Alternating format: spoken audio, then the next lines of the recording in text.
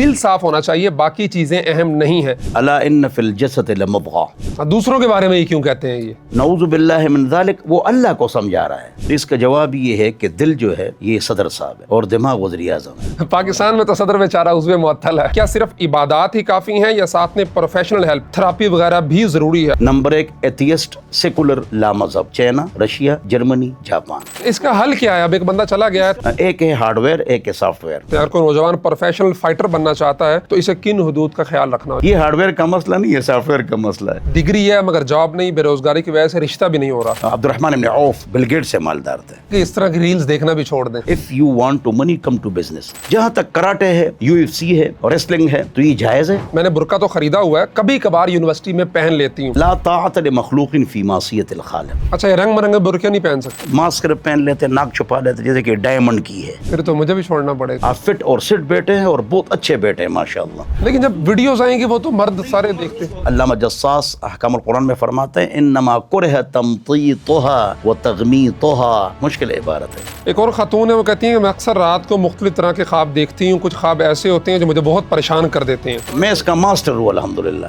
لونڈی نے کہا کہ میرا خواب ہے۔ جیسے زبیدہ نے خواب دیکھا تھا کہ چرند پرند انسان سب نعوذ باللہ مجھ سے بدکاری کرتے ہیں۔ یہ پلاٹ تمہارا ہے، یہ مکان تمہارا، اور پھر یہ اس طرح کی جو چیزیں ہوتی خواب سے حکم ثابت نہیں ہوتا۔ ہیں۔ میرا ارادہ بچے مستقل بند کروانے کا ہے۔ کنا نعزل والقرآن ینزل۔ انجینئر محمد علی مرزا صاحب کا رسپانس آیا۔ انجینئر محمد علی مرزا صاحب جو ہیں ان کا نام میں نے کبھی نہیں لیا ہے۔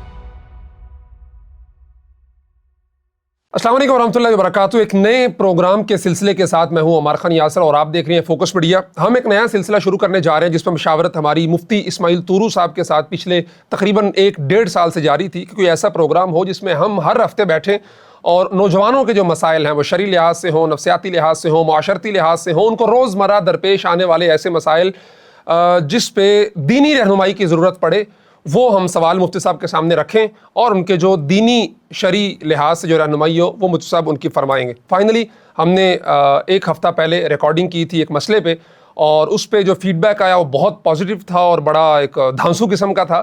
تو پھر فوری طور پہ مفتی صاحب کے ساتھ مشاورت کے بعد ہم نے کہا جی یہ شروع کر دینا چاہیے، لوگ آپ کو سننا چاہتے ہیں، آپ کی بات کو، آپ کی گفتگو کو۔ تو آج ہم بیٹھے ہیں، ہم نے کچھ مسائل، سوالات اٹھائے ہیں دیگر پیجز سے جو شرعی مسائل آن لائن کرتے ہیں۔ تو آج کے اس ایپیسوڈ میں ہم وہ مسائل رکھیں گے، اور مزید جو سوالات آپ حضرات کے ہوں گے وہ کمنٹ باکس کے اندر آپ لکھ دیا کریں گے، تو ہمارے ایڈیٹرز وہاں سے اٹھا کے ہمیں دے دیا کریں گے اور مفتی اسماعیل طورو صاحب کے سامنے رکھا کریں گے۔ مفتی صاحب کا تعارف یہ ہے کہ راولپنڈی میں صدر میں ان کا ادارہ ہے اور جامع مسجد ہے، وہاں پہ کئی دہائیوں سے درس و تدریس کے ساتھ منسلک ہیں، کئی لاکھ فتاوی جات جو ہے وہ جاری کر چکے ہیں، کئی جلدوں پہ ان کے جو فتاوی جات ہیں وہ مشتمل ہیں، اور غالباً 4 ادارے بھی یہ چلا رہے ہیں جس میں بنات کا بھی ہے، بنین کا بھی ہے، اور عصری تعلیمی ادارے بھی ہیں۔ اکوڑا خٹک کے اندر بھی لیکچر دیتے ہیں ہر ہفتے، مختلف ٹی وی شوز کے اندر بھی آتے ہیں، ریڈیو پہ ان کا پشتوں کے اندر شو آتا ہے، یعنی معروف شخصیت ہے اور دینی لحاظ سے، فقہی لحاظ سے ایک مضبوط شخصیت ہے۔ وہ تو آپ کو گزشتہ ہفتے کی ایپیسوڈ کو سن کے اندازہ ہو ہی گیا ہوگا۔ صاحب بہت شکریہ، 1.5 سال کے بعد، 2 سال کے بعد بلکہ ہم فائنلی جو ہے نا یہ لمحہ آ گیا کہ ہم اس پروگرام پہ جو ہم بات کرتے رہے آج وہ ایگزیکیوٹ ہونے جا رہا ہے۔ بالکل جی، تو یہ ہر ہفتے ہوگا انشاءاللہ۔ انشاءاللہ۔ میں سوالات کی طرف آتے ہیں ڈائریکٹ، جو لوگوں کی ہم نے دیکھے ہیں، نوجوانوں کے خصوصاً میں وہ ٹارگٹ کر رہا تھا کہ سوالات مجھے ملیں تاکہ وہ رکھیں، تاکہ سوال ایسا ہو کہ جس سے صرف اس ایک بندے کو فائدہ نہ ہو بلکہ جو عمومی طور پہ مسائل اور درپیش آ رہے ہیں لوگوں کو، نوجوانوں کو، وہ آپ حضرات کے جو ہے وہ سامنے رکھے جائیں۔ ایک سوال ہے نوجوان کا، آج کل ایک فیشن چل پڑا ہے کہ اکثر لوگ کہتے ہیں دل صاف ہونا چاہیے، باقی چیزیں اہم نہیں ہیں۔ کیا واقعی نیت ہی سب کچھ ہے یا اعمال بھی ضروری ہیں؟ جیسے ڈاکٹر عمر عادل نے کہا تھا کہ پردہ آنکھوں کا ہوتا ہے، دل کا انٹینا سیدھا ہونا چاہیے۔ بسم اللہ الرحمن الرحیم۔ میں عمار یاسر بھائی کا شکریہ ادا کرتا ہوں جنہوں نے یہ آنسر کوسچن سیشن اخیر میں سائن آف انٹروگیشن تو آپ لگائیں گے انشاءاللہ، آپ سوال کرتے جائیں نیچے، ہم جواب آپ کو آئندہ سیشن میں دیں گے۔ فی الحال یہ ہے کہ دل صاف ہونا چاہیے۔ تو دل کے بارے میں حضور اکرم صلی اللہ علیہ وسلم کا ارشاد ہے، الا ان فی الجسد لمضغہ، بدن کے اندر ایک ٹکڑا ہے، اگر وہ ٹھیک ہو جائے تو پورا بدن ٹھیک ہو جائے، وہ برباد ہو جائے تو پورا بدن خراب ہو جائے۔ الا وہی القلب، اور وہ ٹکڑا جو ہے وہ دل ہے۔ تو دل کب ٹھیک ہوگا؟ پہلے تو یہ ایک ضروری مسئلہ ہے کہ سارا سسٹم دل چلاتا ہے یا دماغ؟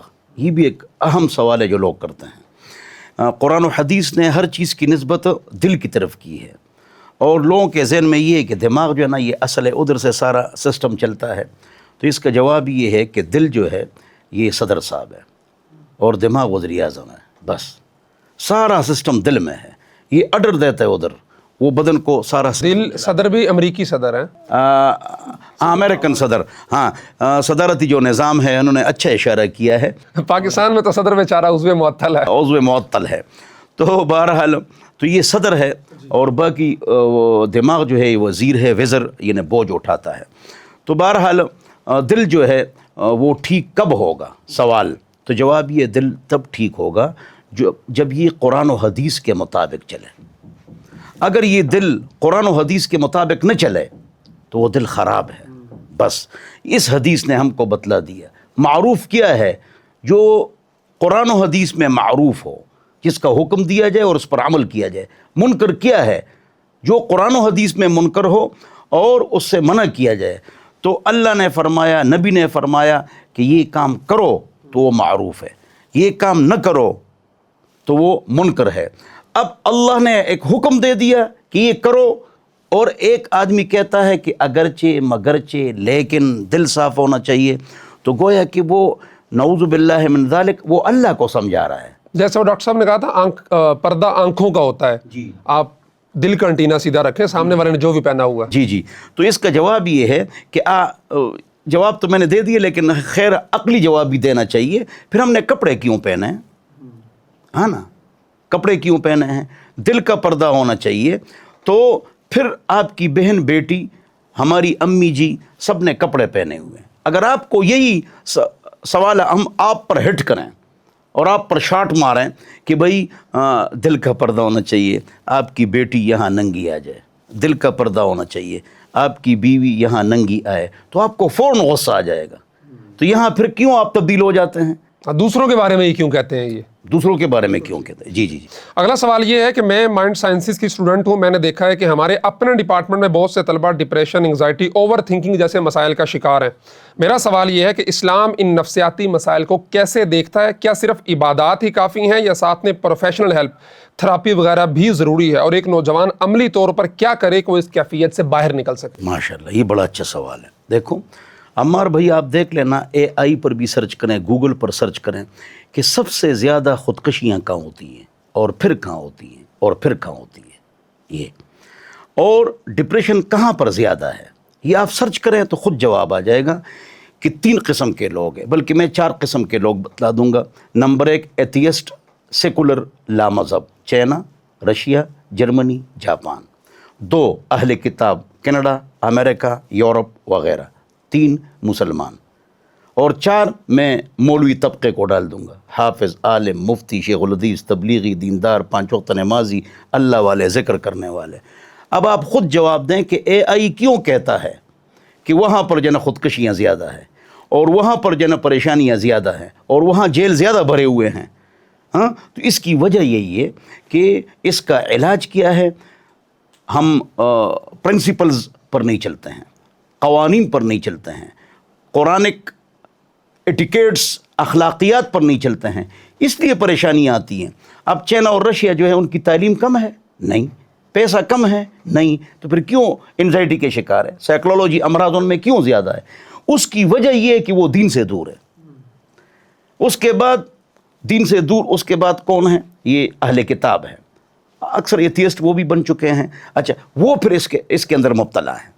اس کے بعد آپ دیکھیں جو ہمارے جو مسلمان ہیں، ہاں، وہ ان امراض میں نہایت ہی کم مبتلا ہے، اور جن کو انزائٹی ہے ہی نہیں وہ انزائٹی کو جانتے ہی نہیں ہیں.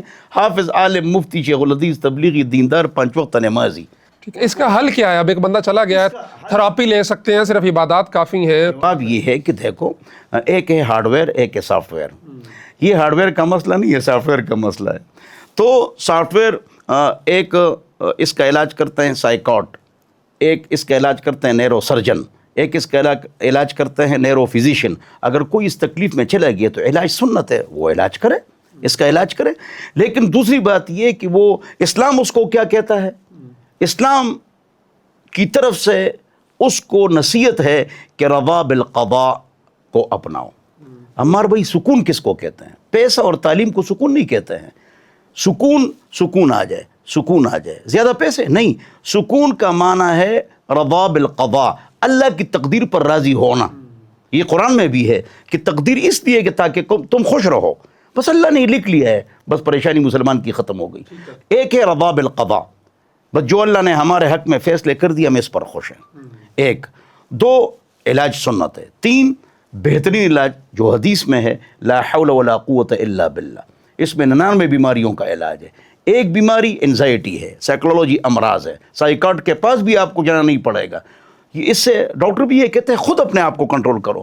تو 11 مرتبہ لا حول ولا قوت الا باللہ دائیں ہاتھ پر دم کر کے اپنے دل پر مارے، انزائٹی بھی ختم، ویل پاور بھی آپ کی مضبوط ہو جائے گی، اللہ آپ کو قوت اور طاقت عطا فرمائے گا۔ لا حول ولا قوت الا باللہ 11 مرتبہ صبح شام دل پر دم کریں۔ ٹھیک ہے۔ کہتے ہیں کہ آج کل نوجوان مکس مارشل آرٹس اور کک باکسنگ جیسے کھیلوں کی طرف جا رہے ہیں، جی، جہاں ایک دوسرے کو مارنا، چوٹ پہنچانا جیت کا مقصد ایک حصہ ہوتا ہے۔ سوال یہ ہے کہ اسلام ایسے کھیلوں کی کیا حیثیت ہے؟ کیا یہ ناجائز ہے یا کچھ شرائط کے ساتھ جائز ہو سکتے ہیں؟ اگر کوئی نوجوان پروفیشنل فائٹر بننا چاہتا ہے تو اسے کن حدود کا خیال رکھنا ہے؟ وہ مارتے ہیں منہ پہ اور ٹانگے شانگے سارا۔ ہاں سمجھ گئے۔ جواب یہ ہے کہ پہلی بات تو یہ ہے کہ جس طرح کوئی ایجوکیشن نہیں ہونا چاہیے تو ملازمت بھی نہیں ہونا چاہیے۔ میرا بھی جم ہے، بہت بڑا جم ہے میرا، اس سے میں پیسے کماتا ہوں، اپنی مسجد میں بھی دیتا ہوں اور ماشاءاللہ خود بھی اس سے پیسے کماتا ہوں۔ جم کرنا، اس میں جم بھی نہیں ہونا چاہیے، ملازمت بھی نہیں ہونا چاہیے، کوئی ایجوکیشن بھی نہیں ہونا چاہیے۔ ہاں، اس کا خیال کرنا چاہیے۔ دوسری بات یہ کہ فٹنس ہونا چاہیے اور یہ صحت کے لیے زبردست چیز ہے۔ سلمہ ابن اکوع رضی اللہ عنہ، یہ دیکھو 30 آدمیوں کے ساتھ لڑے، اللہ اکبر، اور یہ غابہ کیوں جا رہے تھے؟ حضرت آپ کے ابو جی بھی ٹاپ کے تبلیغی ہیں ماشاءاللہ، فضل اعمال میں ایک قصہ ہے، وہ ٹریننگ کے لیے وہاں جا رہے تھے، 30 آدمیوں کو بھگایا ہے۔ ہاں، سلمہ ابن، عمر چھوٹی ہے، یہ فٹنس ہے، قوت ہے، طاقت ہے، دوڑ ہے، ٹھیک ہے نا۔ یہ سلطان صلاح الدین ایوبی جب بھاگتے تھے نا حضرت، تو گھوڑے کے ساتھ بھاگنا مشکل ہے، لیکن یہ ایسے بھاگتے تھے نا کہ گھوڑے کے پیروں کے درمیان میں یہ کلبازیاں بھی کھاتے تھے اور بھاگتے تھے اور گھوڑے سے آگے جاتے تھے۔ دیکھو یہ سلطان صلاح الدین ایوبی ہے، ہاں، اور سلطان ٹیپو بھی اس طرح کرتے تھے۔ ہاں، تو جواب یہ ہے کہ ہم فٹنس اختیار کریں۔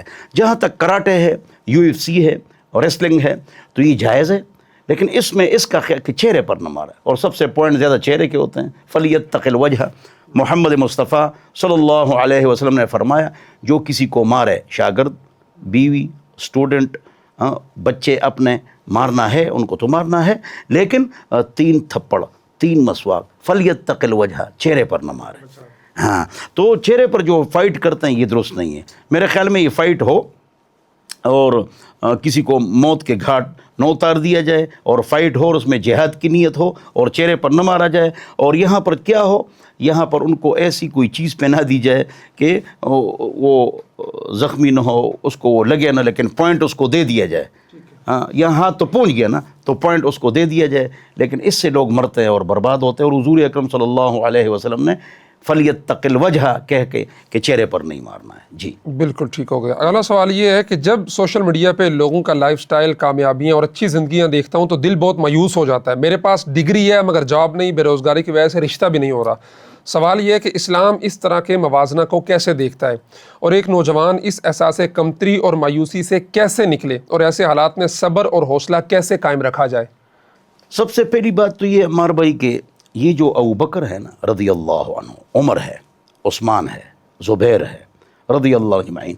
زبیر کے پاس 400 ملازم کام کرتے تھے، ابوبکر، عمر، عثمان مالدار تھے، کاروباری تھے، اور اسی طرح عبد الرحمن بن عوف بل گیٹ سے مالدار تھے۔ اب اس طرف آؤ تو سلمان فارسی ہے، ابو ذر ہے، حضرت علی حیدر کرار ہے، اور دیگر عبداللہ ابن عمر ہے۔ بعض ایسے صحابہ ہیں ان کے پاس پیسے کم ہیں، تو یہ غربت ختم ہو جائے، غربت ختم ہو جائے تو حضور اکرم صلی اللہ علیہ وسلم کا جو زرہ ہے وہ کس کے پاس ہے؟ یہودی کے پاس ہے، اور انتقال ہوتا ہے۔ تو ہر زمانے میں، ہر معاشرے میں کچھ لوگ غریب ہوتے ہیں، کچھ کیا ہوتے ہیں؟ مالدار ہوتے ہیں۔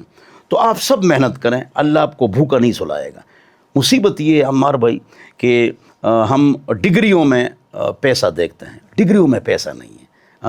If you want to money come to business, China वाले कहते हैं अगर पैसा चाहिए कारोबार करो। आप हैरान होंगे, हमारा इलाका राजा बाज़ार पूरी जो पिंडी है वो पठानों ने ख़रीद लिया। टमाटर बेचते हैं, प्याज बेचते हैं, रेडिये लगाते हैं, आगे पीछे दुकानों पर पूरा राजा बाज़ार उन्होंने ख़रीद लिया। कारोबार में जाना पैसा है, आप आराम से न बैठें।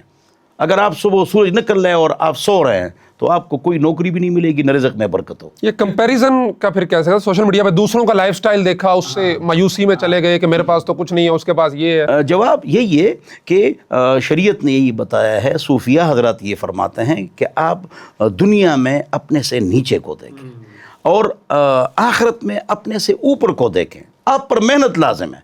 देखो अमर भाई, परेशानी ख्यालात से पैदा होती है, हालात से नहीं। ख्यालात से पैदा होती है, हालात से नहीं। आप खूब सोचें सुबह तक, आपका कोई मसला हल हो जाएगा, कर्ज़ या मरज़ ख़त्म हो जाएगा? नहीं। तो ज़िक्र करो और कुल अल्लाहु अहद पढ़ो और सुबह मेहनत करो। ये दुनिया दारुल अस्बाब है, तो अल्लाह ताला आपको देगा। आप सोचें नहीं, हाँ सोचो में न पड़ें, मेहनत करें। और मैं आपको बार बार कहूँगा कि आप कारोबार शुरू करें, छोटा बड़ा नहीं, शुरू में छोटा कारोबार शुरू करना है, फिर अल्लाह ताला आपको तरक्की। और दूसरा ये है कि इस तरह की रील्स देखना भी छोड़ दें। ज़रूरत ही क्या है। बिल्कुल बिल्कुल ठीक है। अच्छा जी, एक खातून का सवाल है कि यूनिवर्सिटी में एक दोस्त की वजह से मुझे दीन में दिलचस्पी पैदा हुई और अब मैं हिजाब करना चाहती हूँ, लेकिन मसला यह है कि मेरी फैमिली इस पर बहुत ज़्यादा एतराज़ है, दबाव है और मेरा मंगेतर भी ये नहीं चाहता। मैंने बुर्का तो ख़रीदा हुआ है, कभी कभार यूनिवर्सिटी में पहन लेती हूँ, लेकिन फैमिली गैदरिंग्स में बेपर्दा रहना पड़ता है। दिल में पक्का इरादा है लेकिन पहला कदम उठाने की हिम्मत नहीं हो रही। मुझे क्या करना चाहिए, कैसे मैं ये इसको कर सकती हूँ? सबसे पहली बात तो ये है कि आपका जो जज्बा है ना, हम इसकी तारीफ़ करते हैं। गुड, माशाअल्लाह, वेरी नाइस। एक दूसरी बात ये है कि ला ताअत लिमखलूक़िन फ़ी मासियतिल खालिक़। जहाँ अल्लाह की नाफरमानी हो रही हो ना, वहाँ मखलूक की फरमानबरदारी नहीं है। मैं आपको हैरानगी की बात बताऊं कि मेरे पास वो क्लिप मौजूद है। एक लड़की है, वो एक डायरेक्टर है, कनाडा के कंपनी की डायरेक्टर है, और अजीब बात हज़रत, उसने टोपी का बुर्का पहना हुआ है। हाँ वहाँ पर। ये तो पाकिस्तान में ख़त्म हो गया। तो मैं हैरान हूँ, उसने ज़बरदस्त इंटरव्यू दी है। वो मैं क्लिप कहीं तलाश करता हूँ। तो पर्दा तरक्की की राह में रुकावट नहीं है। और पर्दा जो मौजूदा पर्दा है ना, एक मुसीबत तो हमारे भाई ये है कि पर्दा नहीं है, और दूसरी मुसीबत ये जो पर्दा है ये पर्दा ही नहीं है, लिहाजा पर्दा है ही नहीं। हाँ तो पर्दा सही करो अगर करना है। हाँ मास्क पहन लेते, नाक छुपा लेते, जैसे कि डायमंड की है, ये कोई रह जा रहा है, पूरा चेहरा और बाल यहाँ को। ये गाउन पहनते हैं बारीक चुस्त, या उसको पट्टी बांध के, या ऊपर जना स्वेटर पहन के, हाँ, या रंग बरंगे फूल मुनक्कश, ये शरीयत में नहीं है। अच्छा, ये रंग बरंगे बुर्के नहीं पहन सकते? नहीं है, लाल पीला नीला गलत है ना। इमाम गजाली रहमतुल्लाह ने फरमाया अम्मार भाई कि जो औरत लड़की इस तरह पर्दा करे जिसकी पर्दे की तरफ नजरें लपक जाएं, वो बापर्दा है, लेकिन वो बेपर्दा औरतों के साथ जहन्नम में जलेगी। इमाम गजाली ने फरमाया। हम एक मुसीबत वही वाली बात, पर्दा नहीं, और उससे बड़ी मुसीबत ये जो पर्दा आपको नजर आ रहा है, ये पर्दा ही नहीं। सही है। तो ये बहन क्या पहला कदम कैसे उठाएं? और ये कदम इस तरह उठाए कि बस इस पर अमल करें और किसी की परवाह न करें, सहाबियात की तरह। रिश्ता टूट जाए फिर मंगेतर है वो? जवाब ये है कि यही बात है कि इसमें उसके लिए ये आसानी है कि अगर वो यूनिवर्सिटी में पढ़ रही है या मंगेतर का मसला है तो चेहरा खोल दे फ़िलहाल। इसमें मतलब ये कि ज़रा आसानी है अहनाफ के नज़दीक। अगर वो मंगनी टूटे, रिश्ता टूटे, तो इसमें ज़रा गुंजाइश डाल दे। इसके अलावा उसको समझाए, उसको अल्लाह के रास्ते में भी निकाल दे। अगर उसी मंगेतर को आप गिफ्ट दे दें और उसको नसीहत करें और उसको 15 दिन अल्लाह के रास्ते में तबलीग में भेजें, तो उसकी तरबियत हो जाएगी। जब हो जाएगी इंशाअल्लाह, तो आपको ख़ुद कहेगा कि पर्दा करो। ऐसे ये बात समझ में नहीं आती कि मंगेतर कहता है कि पर्दा न करो, इसलिए कि तमाम चाहे नऊज़ु बिल्लाह शराबी है, ज़ानी है, बदकार है, बेनमाजी है, वो चाहता है कि मेरी बीवी पर्दे में और इज़्ज़त के साथ रहे। नहीं, सारे तो नहीं चाहते ना, बाज़ ऐसे होंगे जो नहीं चाहते, ये बताऊँ आपको। हाँ, बहुत सारे ऐसे हैं जो नहीं चाहते। जवाब ये है कि देखो हज़रत, यही बात नहीं, हमें कंटेंट ही देख लें। आप वाली बात है, क्लिप नहीं देखना चाहिए, तो हमने देखे हैं ना। एथियस्ट, सेकुलर, अहले किताब, वो उसकी गर्लफ्रेंड को कोई देखे, हाँ, या उसके बॉयफ्रेंड को कोई देखे, तो जलते हैं या नहीं, मरते हैं। सब इस तरह के तो बहुत सारे केसेस आए हैं कि वो इस बात पे घरों में लड़ाइयाँ होगी कि तुम मेरे दोस्तों के सामने क्यों नहीं आती। बीवी ने कहा मैं पर्दा करती हूँ। बाज़ ऐसे भी होते हैं। तो इस मसले में अगर उसकी शादी हो चुकी है और नहीं, शादी होनी है, कहती मंगेतर होनी है, तो इसमें ज़रा नरमी करे और तरबियत करे अपने खावंद की। हाँ, लेकिन अगर शादी हो गई है और मतलब ये उसके बच्चे हैं, फिर کام ہو چکا ہے، وہ قبول ہو چکی ہے، لہذا پھر وہ پردے پر پکی رہے، لا طاعت لمخلوق فی معصیت الخالق۔ ٹھیک ہے، یہ ایک سوال ہے جی، میں وفاق المدارس کی فاضلہ ہوں، مدرسے میں تقریروں میں پوزیشن ہولڈر رہی ہوں، وفاق المدارس میں بھی ٹاپ کیا ہے۔ اب فراغت کے بعد میں نے سوشل میڈیا پہ دیکھا ہے کہ کچھ خواتین ویڈیوز بنا رہی ہوتی ہیں، تو ان کو دیکھ کے مجھے بھی شوق پیدا ہوا کہ ٹک ٹاک، انسٹاگرام وغیرہ پر ویڈیو بناؤں۔ میں کن موضوعات پہ ویڈیو بناؤں یا نہ بناؤں؟ اگر بناؤں تو اس کی حدود و قیود کیا ہے؟ ماشاءاللہ، یہ اچھا سوال ہے، بالکل ہونا چاہیے، اس لیے کہ دنیا جہان کی ٹک ٹاکرز لڑکیاں، یوٹیوبرز لڑکیاں، آپ ان کو دیکھتے ہیں کہ وہ کیا کر رہے ہیں، تو ان کو پیار سے، حکمت سے، طریقے سے، دلیل سے، حجت سے، ریفرنس سے، ایٹیکیٹس، اخلاقیات سے گالی نہ دیں، برا بلا نہ کہیں، نام نہ لیں، اس طرح مت کرو، اس طرح مت کرو، میری بہنوں، میری بیٹیوں، بالکل کام کریں، بالکل کام کریں، لیکن پردے میں رہ کر۔ اس لیے کہ لب و لہجہ اور انداز، رفتار، گفتار، اس سے آدمی امپریس اور متاثر ہوتا ہے، تو آپ بالکل کام کریں۔ ابھی ویسے سوشل میڈیا پہ یہ بھی دیکھا گیا کہ کچھ خواتین جو آئی ہیں ویڈیوز بنانے میں، انہوں نے بہت بڑے بڑے بلنڈرز بھی کی ہیں دینی معاملات میں، غلط لوگوں کو گائیڈ کرنے کے حوالے سے، تو اس جواب یہ کہ اس نے خود کہہ دیا ہے کہ میں وفاق المدارس سے فاضلہ ہوں اور عالمہ ہوں، تو ہم نے سمجھ لیا کہ یہ سمجھدار ہے اور ہوشیار ہے۔ لڑکی آ جاتی ہیں، ہم تو کسی اسکول آف تھاٹ اور مکاتب فکر کا نام تو میں لیتا ہی نہیں ہوں، آپ کو پتہ ہے، نہ کسی پر تنقید کرتا ہوں، اچھی صفت ہے وہ بیان کرتا ہوں، تو ایسے آ چکے ہیں، نام نہیں لیتے ہیں نا، تو وہ اپنی فکر اور اپنی سوچ لوگوں کے سامنے پیش کرتے ہیں۔ تو پھر کچھ لوگ اعتراض کریں گے، اور آواز کا پردہ اور یہ باقی معاملات۔ ہاں، یہ بہت اہم مسئلہ ہے حضرت عمار بھائی، یہ جو آواز کا پردہ ہے نا، تو یہ نہیں ہے، بغیر ضرورت کی آواز کا پردہ ہے۔ علامہ جساس، تو کیا یہ ضرورت ہے؟ ہاں یہ ہے، وہ ضرورت ہے، میڈیا میں بہت سخت ضرورت ہے کہ ایسی بچیاں ہو، تکڑی ہو، عالمہ ہو، ان کی انگلش سپیچ اینڈ سپیک اور عربک سپیچ اینڈ سپیک اچھی ہو، وہ بولیں اور وہ بات کریں، وہ کام کریں، شرط وہ عالمہ ہو۔ اگر وہ 35-30 سال کے بعد اس طرح کریں تو اچھا ہوگا۔ کیوں؟ نوجوان لڑکیاں اس طرح نہ کریں، ان کا تجربہ کم ہوتا ہے، سوچ کمزور ہوتی ہے، طاقت اور قوت اور بیلنس ان کا مضبوط نہیں ہوتا ہے۔ علماء، میں اکثر کہتا ہوں کہ 40 سال کے بعد میڈیا پر آئیں۔ ہاں، اور پھر تو مجھے بھی چھوڑنا پڑے گا۔ نہیں، آپ بہت فٹ اور سٹ بیٹے ہیں ماشاءاللہ، طارق مسعود صاحب کی طرح آپ فٹ اور سٹ بیٹے ہیں اور بہت اچھے بیٹے ہیں ماشاءاللہ، ہاں، اور بالکل آپ نے جناب پرکار اور ڈی اور وہ صحیح رکھا ہوا ہے ماشاءاللہ۔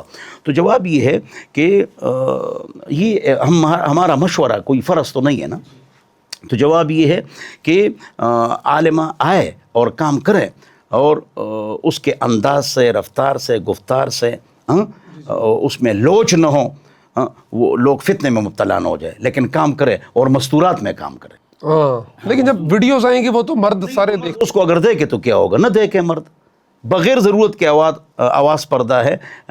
انما علامہ جساس احکام القرآن میں فرماتے ہیں انما کرہ تمطیطها وتغمیطها، مشکل عبارت ہے کہ آواز میں عورت لوچ پیدا کرے تو وہ پردہ ہے، یا تیز بولے بغیر ضرورت کے، یا اس کی نعت یا اچھی آواز سے بات چیت، وہ پردہ ہے۔ رنگ برنگے برقعے پہن کے ویڈیوز نہ بنائیں۔ وہ رنگ برنگے، وہ تو ہم نے بات کر لی کہ رنگ برنگے ویڈیوز، برقعے پہن کر ویڈیوز، کیونکہ جتنی خواتین برقعے میں بنا بھی رہی ہیں تو وہ رنگ برنگے برقعے اور ان کی آنکھوں کے وہ سارا، ہم نے بتا دیا کہ ایک مصیبت پردہ نہیں ہے، دوسری مصیبت یہ جو پردہ ہے یہ پردہ ہی نہیں ہے۔ ہاں، یہ چہرہ عورت کھلا رکھے تو اچھا ہے اس سے کہ وہ ماسک پہنے، اس میں زیادہ فتنہ ہے۔ آدھا چہرہ کھلا ہے، ماتھا کھلا ہے، آبرو کھلے ہیں، اور مطلب یہ کہ آدھے گال کھلے ہیں، یہ کون سا پردہ ہے؟ کچھ خواتین ہیں ایسی بھی جو وہ مکمل بری لگا کے اور دستانے پہن کے ویڈیوز بناتی ہیں۔ میں اس کے حق میں ہوں۔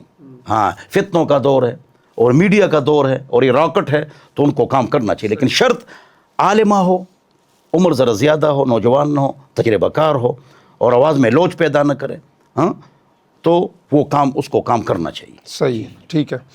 ایک اور خاتون ہے، وہ کہتی ہیں کہ میں اکثر رات کو مختلف طرح کے خواب دیکھتی ہوں، کچھ خواب ایسے ہوتے ہیں جو مجھے بہت پریشان کر دیتے ہیں، اور پھر سارا دن ذہن میں عجیب عجیب خیالات آتے رہتے ہیں۔ کیا خوابوں کی واقعی کوئی تعبیر ہوتی ہے؟ کیا ہر خواب کسی معنی یا پیغام کی طرف اشارہ کرتا ہے، یا یہ صرف انسان کے ذہن اور خیالات کا اثر ہوتا ہے؟ اور اگر کوئی خواب انسان کو پریشان کر دے تو اسلام اس بارے میں کیا رہنمائی کرتا ہے؟ سب سے پہلی بات تو یہ ہے کہ فجر کی اذان سے پہلے خواب سچا ہوتا ہے، 2 زور کی اذان سے پہلے خواب سچا ہوتا ہے۔ 3 جمعے کی نماز کے بعد خواب سچا ہوتا ہے۔ 4 بادل نہ ہو، طوفان نہ ہو، بارش نہ ہو، پیٹ خراب نہ ہو، تب خواب سچا ہوگا۔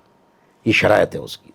اگلی بات یہ ہے کہ جو خواب آپ کو بہت خوش رکھے اور یا بہت پریشان کرے، اس کی تعبیر آپ عالم یا ایسے فرد سے پوچھیں جو اس کا ماسٹر ہو۔ ہر عالم کو بھی تو تعبیروں کا علم نہیں ہوتا۔ اس کے لیے تقوی ضروری ہے کہ متقی ہو اور علماء کا اس پر اعتماد ہو، علماء کا، تو اس سے آپ پوچھیں، اس کی تعبیر پوچھیں، تو خواب کی باقاعدہ حقیقت ہوتی ہے۔ یہ بات بالکل سچی ہے اور پکی ہے۔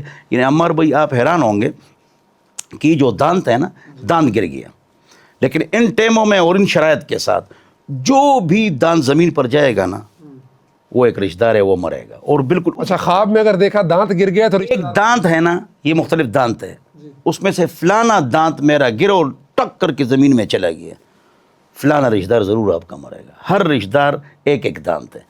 اگر آپ کے دانت ہاتھ میں آ گئے تو مال ملے گا، جھولی میں آ گئے تو مال ملے گا، اور یقیناً ملے گا۔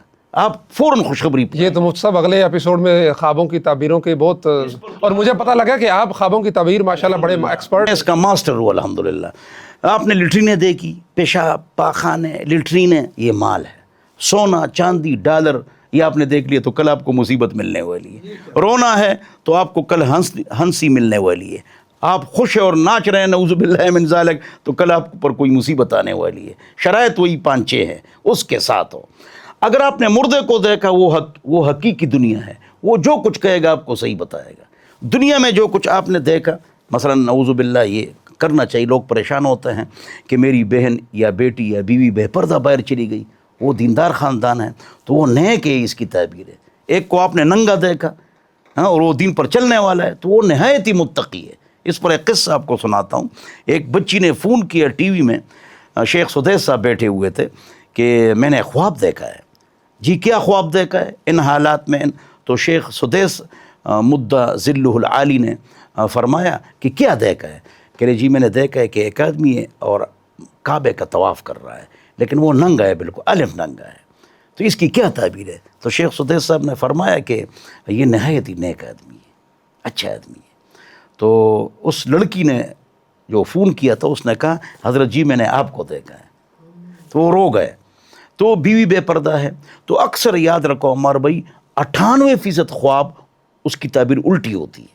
جیسے زبیدہ نے خواب دیکھا تھا کہ چرند پرند انسان سب نعوذ باللہ مجھ سے بدکاری کرتے ہیں، تو لونڈی کو بھیجا کہ یہ میرا خواب ہے۔ محمد سیرین نے کہا کہ آپ دیکھ بھی نہیں سکتے، آپ ایسا خواب نہیں دیکھ سکتی ہیں، یہ کسی اور کا ہے۔ پھر بتا دیا لونڈی نے کہا کہ میرا خواب ہے، ہاں، تو اس نے کہا یہ لونڈی کا ہو ہی نہیں سکتا۔ ہاں یہ لونڈی نہیں دیکھ سکتی ہے۔ اچھا کس؟ یہ ملکہ زبیدہ نے دیکھا۔ اچھا، اس سے اللہ تعالیٰ ایسی خدمت لے گا کہ چرند پرند انسان جانور سب اس سے فائدہ لیں گے۔ تو اس نے عراق سے، آپ نے دیکھا، آپ بھی عمرے سے آ رہے ہیں ماشاءاللہ ابھی، اور میں بھی آ رہا ہوں ابھی، تو آپ نے زمزم اور کھجور بھی پلا لیا، کھلا لیا، اللہ آپ کو جزائے خیر دے، تقبل اللہ۔ تو ہم نے وہ دیکھا ہے، تو وہ نہر آج بھی موجود ہے۔ میں تو عرب والوں کو یہ کہتا ہوں آپ کے جنا فوکس میڈیا سے کہ اس نہر کو فعال بنا دیے، صرف تاریخی اعتبار سے ہے، موجود ہے، اس کو خوبصورت کیا جائے۔ عراق تھا، مکہ اور عرفات، اس کو خوبصورت کیا جائے، یہ خواب کی برکت۔ دیکھو خواب اس کو نا، اس طرح بہت سارے خواب آپ تو اگر بعض دفعہ لوگ دیکھتے ہیں کہ اپنے والدین فوت ہو گئے ہیں تو خواب میں کسی کو دیکھا ہے، والد نے کوئی اس کو اشارہ کیا کہ یہ کام کرو یا وہ کام کرو، یا بعض دفعہ بیٹے کہتے ہیں کہ جی والد خواب میں آئے تھے، انہوں نے کہا تھا کہ جی وہ یہ پلاٹ تمہارا ہے، یہ مکان تمہارا، اور پھر یہ اس طرح کی جو چیزیں ہوتی ہیں۔ خواب سے حکم ثابت نہیں ہوتا، 2 عقیدہ ثابت نہیں ہوتا۔ خواب سے کسی اور کے لیے حکم اس پر لازم نہیں ہوتا، خواب سے صرف اور صرف استحباب اپنے حق میں ثابت ہوتا ہے۔ یہ اچھا سوال ہے۔ خواب میں اپنے حق میں استحباب ثابت ہوتا ہے، لیکن وہ قرآن حدیث کے خلاف نہ ہو، یہ جملہ مضبوط رکھو۔ خواب میں اپنے حق میں استحباب کا حکم ثابت ہوتا ہے اور اس پر عمل کرنا مستحب ہوتا ہے اپنی ذات کے اعتبار سے، دوسرے کے اعتبار سے نہیں۔ دوسرے کے لیے وہ کچھ بھی ثابت نہیں کرتا۔ ہمارے ایک دوست ہیں، وہ 2 بھائی ہیں، تو بڑے بھائی کو خواب یہ ہے کہ اس کے والد چھوٹے بھائی کے حوالے سے بڑے پریشان ہیں، تو اس کی کیا الٹ تعبیر ہو سکتی ہے، یا یہ حقیقت ہے کیا ہے؟ والد کا انتقال ہو چکا ہے نا، تو وہی جواب ہے کہ جو مردہ بات کرے وہ اکثر 98 بات سچی ہوتی ہے، دنیا والی اس کی تعبیر الٹی ہوتی ہے. تو اس کی تعبیر یہی ہے کہ وہ اس لیے پریشان ہے کہ چھوٹا بھائی گڑبڑ کر رہا ہے، وہ اپنی اصلاح کرے، دوستوں پر، اس کے دوستوں پر نظر رکھی جائے. جی جی صحیح ہے، صحیح ہے. اگلا سوال ہے کہ جی میری خاتون ہے، وہ کہتی ہیں کہ میری شادی کو 12 سال ہو گئے ہیں، 5 بچے ہیں ہمارے، 4 بیٹیاں اور 1 بیٹا. خاوند بہت پیار کرتے ہیں لیکن انہیں زیادہ اولاد کی خواہش ہے، اور میں پچھلے 3 سال سے چوری چھپے مانے حمل ادویات استعمال کرتی ہوں، لیکن اب میرا ارادہ بچے مستقل بند کروانے کا ہے.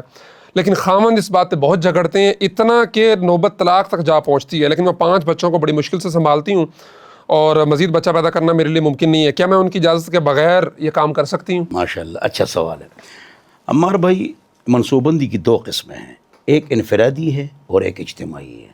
یہ جو علماء زور لگاتے ہیں کہ منصوبہ بندی مت کرو، حرام ہے، ناجائز ہے، کفر ہے، اس طرح مت کرو، قرآن کی آیتیں پڑھتے ہیں، یہ اجتماعی منصوبہ بندی کے بارے میں. انفرادی منصوبہ بندی جائز ہے. اب اس کی صورتیں دیکھتے جائیں. نمبر 1، ایک عورت کے 4 بچے ہو گئے بڑے آپریشن سے، اگلا بچہ ہوگا تو وہ مر جائے گی.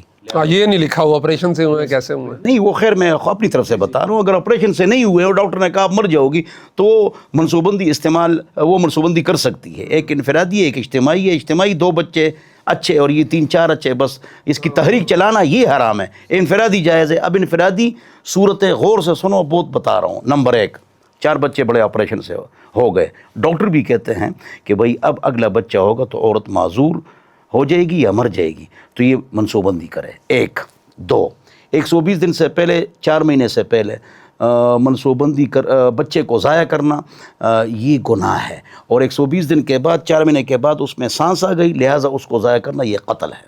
2، 3، اگر یہ بچہ ہو گیا نعوذ باللہ وہ بدکاری کا ہے، مثلا بہت سارے لوگ قتل ہو جائیں گے، صرف پٹھانوں کے ہاں نہیں، یہ پنجاب کے دیہاتوں میں بھی اس طرح ہوتا ہے، اور یہ سندھ میں بھی ہوتا ہے، اور وزیرستان میں بھی ہوتا ہے. تو بچہ اگر بدکاری سے پیدا ہو گیا تو خاندان کے خاندان قتل ہو جاتے ہیں. تو ان کے لیے بھی اس بچے کو ضائع کرنا، چاہے 4 مہینے کے مطلب یہ ہے کہ بعد ہو، تو زیادہ قتلوں سے بچنے کے لیے، ہاں، زیادہ قتلوں سے بچنے کے لیے جو ہے نا آپ کیا کریں، اس کو آپ ختم کر سکتے ہیں.